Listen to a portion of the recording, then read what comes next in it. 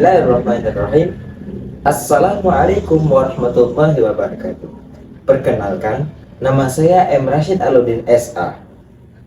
Saya merupakan mahasiswa Universitas Islam Negeri Sultan Taha Saifuddin Jambi, Prodi Bimbingan Penyuluhan Islam, Fakultas Dakwah. Di sini, saya akan mengerjakan tugas video sebagai ujian akhir semester mata kuliah Karakter Building dengan dosen pengampu yaitu Ibu Gabila Heramutia MKes. NIM saya yaitu 6012-5009. Di sini saya akan mempresentasikan sebuah materi dengan judul isim, fiil, dan huruf. Sebelumnya, apa itu isim, apa itu fiil, dan apa itu huruf? Di sini sudah saya tulis, isim adalah kata benda. Berarti isim adalah suatu kata yang menunjukkan makna pada dirinya sendiri tanpa keterkaitan waktu, tanpa adanya keterkaitan waktu. Benda tidak ada keterkaitannya dengan waktu. Misalnya ini seperti spidol. Spidol ada keterkaitan waktu? Tidak ada, karena dia kata benda, tidak ada keterkaitannya dengan waktu. Berarti spidol ini termasuk isim. Seperti kita lihat di sini contohnya yaitu kolamun. Arti kolamun yaitu pena, sama seperti spidol. Spidol pena. Pena yaitu termasuk kata benda. Berarti pena termasuk isim. Kolamun berarti isim. Itu isim adalah berarti kata benda. Isim juga bisa dimaknai dengan makna yang menunjukkan nama-nama hewan, nama-nama manusia, nama-nama kota, nama tempat, dan nama-nama sifat pun bisa termasuk isim. Kemudian selanjutnya yaitu fiil. Fiil adalah kata kerja. Fiil adalah kata kerja, yaitu fiil adalah sesuatu kata yang menunjukkan makna pada dirinya sendiri dan ada keterkaitannya dan waktu. Ada waktu lampau, ada waktu sedang, atau ada waktu akan. Maksudnya lampau misalkan suatu pekerjaan yang sudah dilakukan, atau misalkan sedang atau akan, itu suatu pekerjaan yang sedang atau akan dilakukan. Itu disebut fiil. Contohnya di sini seperti doroba. Doroba itu artinya dia telah memukul. Berarti pekerjaannya itu sudah dilakukan. Berarti di dalam doroba ini ada keterkaitannya dengan waktu. Doroba termasuk fiil karena dia kata kerja, artinya memukul. Dan memukul itu ada keterkaitannya waktu, yaitu telah. Dia telah memukul, berarti memukulnya itu sudah dipukul, pekerjaannya sudah lampau, sudah terdahulu, sudah misalkan dia memukul kemarin, dia telah memukul kemarin, berarti pekerjaannya sudah lewat 1 hari yang lalu. Itu berarti kata kerja fiil. Kemudian fiil itu ada pembagiannya. Fiil terbagi menjadi 3, yaitu yang pertama fiil madhi, fiil mudhari, dan fiil amr. Apa itu fiil madhi? Fiil madhi adalah kata kerja dengan waktu yang lampau atau kata kerja yang sudah dilakukan, yang telah dilakukan. Contohnya seperti nasoro. Fiil madhi ini sama seperti tadi doroba, karena dia telah memukul. Doroba ini artinya dia telah memukul, waktunya berarti waktunya dia sudah melakukan pekerjaan tersebut. Berarti doroba ini termasuk fiil madhi. Ini ada contoh baru yaitu nasoro. Nasoro artinya dia telah menolong. Ada kata telahnya, berarti pekerjaan tersebut telah dilakukan. Fiil madhi tadi artinya yaitu kata kerja yang pekerjaannya itu sudah dilakukan atau telah dilakukan. Itu. Kemudian selanjutnya yaitu fiil mudhari. Fiil mudhari adalah kata kerja yang pekerjaannya itu akan atau sedang dilakukan. Contohnya seperti yaktubu. Yaktubu artinya dia sedang atau akan menulis. Yaktubu artinya dia sedang atau akan menulis. Berarti yaktubu ini termasuk fi'il mudhari'. Nanti fi'il mudhari' dan fi'il madhi ini ada ciri-cirinya tersendiri. Kemudian kita lanjut yang pembagian yang ketiga, fi'il yang ketiga, yaitu fi'il amr. Apa itu fi'il amr? Fi'il amr adalah kata kerja yang menunjukkan makna kata perintah. Berarti fi'il amr ini seperti kata perintah, kata kerja perintah. Contohnya yaitu idhab. Idhab artinya yaitu pergilah. Idhab artinya pergilah. Berarti pekerjaan yang dia itu menyuruh untuk pergi. Idhab, pergilah. Itu termasuk fi'il amr, kata kerja perintah. Kemudian kita lanjut ke bagian huruf. Huruf adalah kata sambung. Huruf biasanya kalau misalkan dalam bahasa Indonesia, dalam pelajaran bahasa Indonesia, dia bisa disamakan dengan kata, menjadi kata sambung, kata penghubung antara satu kata ke kata yang lain. Kata huruf ini juga tidak bisa berdiri sendiri tanpa ada kata sandingannya, kata setelahnya. Contohnya seperti fi, ala, ila, an, dan waw. Ini adalah contoh-contoh huruf. Fi artinya di dalam atau di, ala artinya di atas, dan ila artinya ke, an yaitu dari, waw yaitu dan. Semua ini adalah kata huruf yang dia itu tidak bisa berdiri sendiri tanpa ada sandingannya. Contohnya kalau misalkan ada sandingan, yaitu misalkan nih fi artinya kan di dalam. Di dalam apa? Kan kita tidak tahu, menunjuk apa, belum jelas keterangannya. Di dalam tuh di dalam apa? Baru kita sambung di sini.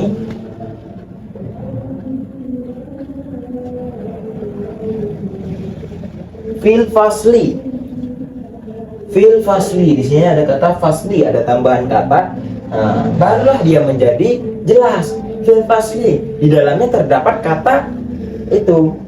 Di dalamnya itu berarti di dalam kelas. Fil fasli, di dalam kelas. Fasli itu artinya kelas.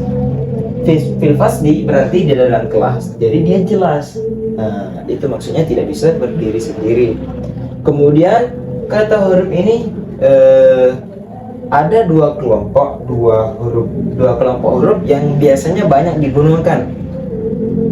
Yang pertama yaitu dengan nama huruf jar.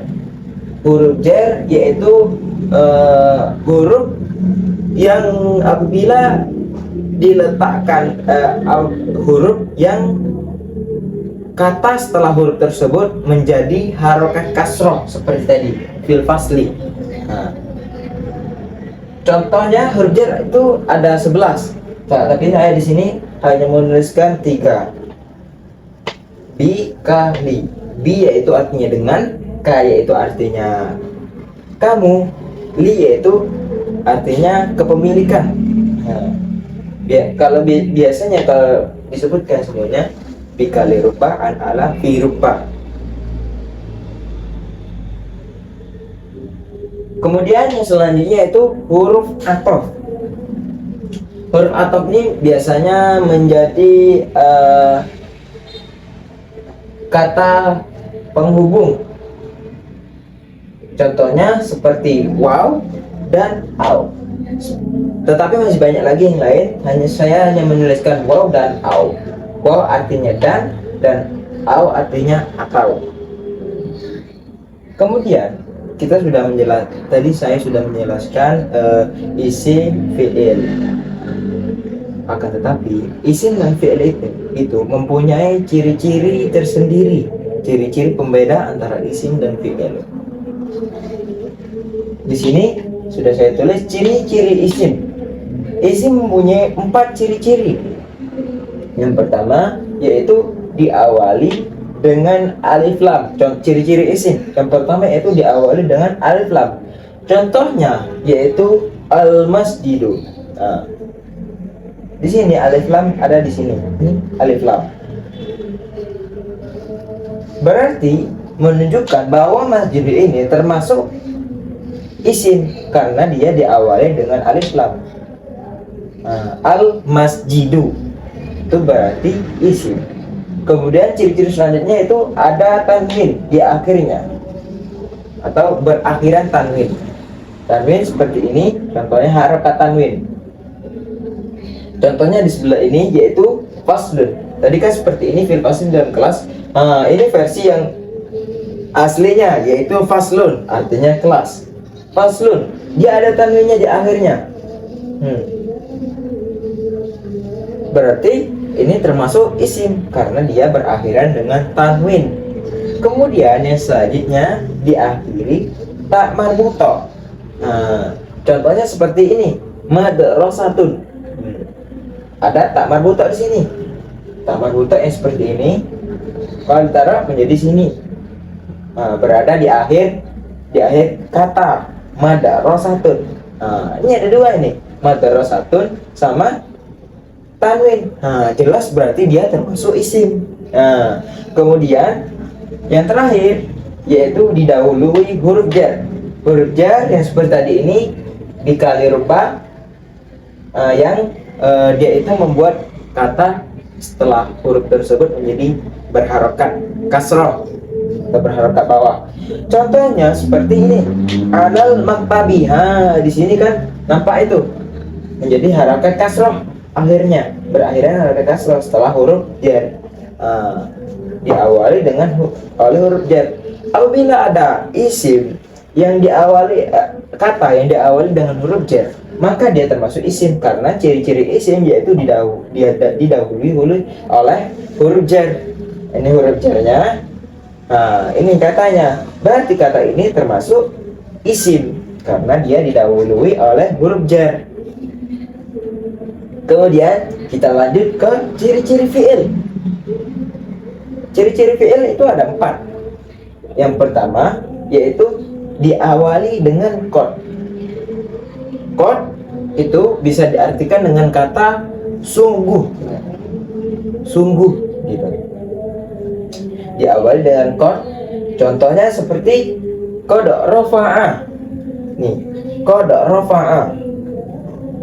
Berarti rafa'a ini termasuk fi'il karena dia diawali dengan qad. Artinya apa? Artinya yaitu sungguh dia telah mengangkat. Artinya sungguh. Rafa'a ini adalah fi'il madi yang artinya telah mengangkat. Berarti rafa'a ini termasuk fi'il karena dia mempunyai ciri-ciri fi'il yaitu qad. Kemudian selanjutnya kedua yaitu diawali dengan sin. Yaitu contohnya saya kulu. Kemudian selanjutnya yang ketiga diawali dengan saufa, yaitu contohnya saufa ta'lamun. Di sini sin dan saufa itu mempunyai makna yang sama, yaitu waktunya akan. Tetapi